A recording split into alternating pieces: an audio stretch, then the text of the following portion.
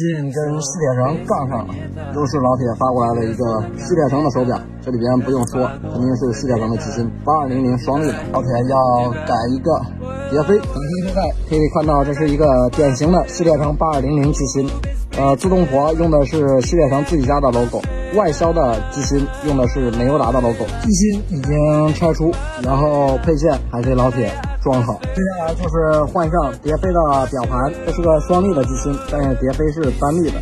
这个新机盘去掉不去掉都可以。表盘以及3针安装完成，表头安装完成，蝶飞搭载吸铁城8200机芯，吸铁城改装蝶飞完成。